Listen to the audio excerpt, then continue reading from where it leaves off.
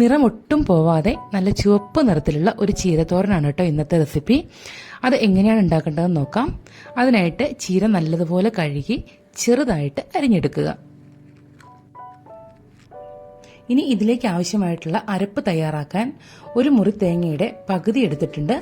അതുകൂടാതെ തൊലി കളഞ്ഞ പകുതി ബീട്രൂട്ട് ചെറുതായി മുറിച്ചിട്ടിട്ടുണ്ട്. പിന്നെ ഒരു പച്ചമുളക്, ഒരു കഷ്ണം വെളുത്തുള്ളി ആവശ്യമാണെങ്കിൽ മാത്രം ചേർത്താൽ മതി. ഒരു 1/4 സ്പൂൺ ജീരകവും ചേർത്ത് നല്ലതുപോലെ മിക്സിയിൽ ചതച്ച് എടുക്കുക. ഒരുപാട് അരച്ചെടുക്കരുത്, ചെറിയ രീതിയിൽ ചതച്ചെടുക്കുകയേ ചെയ്യാവുള്ളൂ തോരൻ പാകത്തിൽ.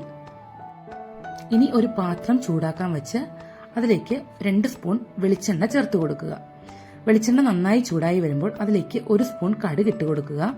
കടുക് പൊട്ടിയതിനു ശേഷം മാത്രം അതിലേക്ക് ഒരു 1/4 സ്പൂണോളം ഉഴുന്ന് ചേർത്ത് കൊടുക്കുക. ഉഴുന്ന് പരിപ്പല്ല നമ്മൾ ചേർത്തേക്കുന്നത്, സാധാ ഉഴുന്നാണ്.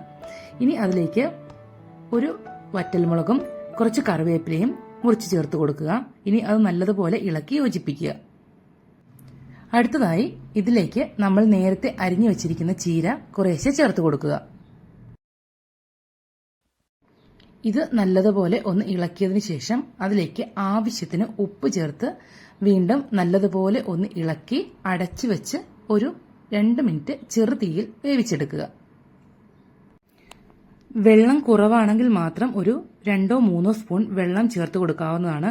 കാരണം നമ്മൾ അടച്ചു വെച്ച് വേവിക്കുമ്പോൾ ആവിയായിട്ട് തന്നെ നല്ലതുപോലെ വെള്ളം ചീര വേവാനുള്ളത് കിട്ടും. ഇപ്പോൾ നല്ലതുപോലെ ചീര ഒന്ന് വാടി കിട്ടിയിട്ടുണ്ട്. ഇനി നമുക്ക് നേരത്തെ തയ്യാറാക്കി വെച്ചിരിക്കുന്ന നമ്മളുടെ അരപ്പ് ഈ ചീരയിലേക്ക് ഇട്ട് കൊടുക്കാം. ആ അരപ്പിന്റെ കൂടെ നമ്മൾ ബീട്രൂട്ട് ചേർത്തുകൊണ്ടാണ് നമ്മളുടെ ചീരയ്ക്ക് നല്ല കളർ കിട്ടുന്നത്. ബീട്രൂട്ടിന്റെ ടേസ്റ്റ് ഇഷ്ടമില്ലെങ്കിലും ഇങ്ങനെ അരച്ചെടുക്കുമ്പോഴത്തേക്കും ഈ ടേസ്റ്റ് നമ്മൾ അറിയത്തില്ല. അതുകൊണ്ട് തന്നെ ധൈര്യമായിട്ട് ചേർക്കാവുന്നതാണ്. ഇനി ടേസ്റ്റ് ഇഷ്ടമുള്ളവർക്കാണെങ്കിൽ പകുതി ബീട്രൂട്ടിന് പകരം 1 ബീട്രൂട്ടോ 1.5 ബീട്രൂട്ടോ ഈ തേങ്ങയിലിട്ട് അരച്ചെടുക്കാവുന്നതാണ്.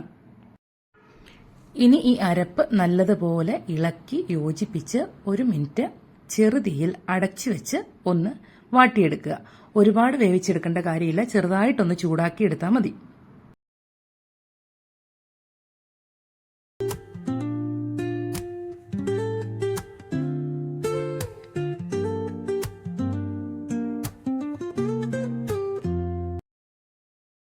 പതിവ് രീതിയിൽ നിന്നും വ്യത്യസ്തമായി ഇനി ഈ രീതി ഒന്ന് ട്രൈ ചെയ്തോളൂ കേട്ടോ.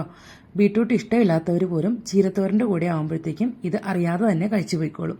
അപ്പോൾ ഇത്രയേ ഉള്ളൂ നമ്മുടെ ഇന്നത്തെ റെസിപ്പി. എല്ലാവർക്കും ഇഷ്ടമായി എന്ന് വിചാരിക്കുന്നു. അപ്പോൾ പുതിയ റെസിപ്പിയായിട്ട് വീണ്ടും കാണാം. ബൈ.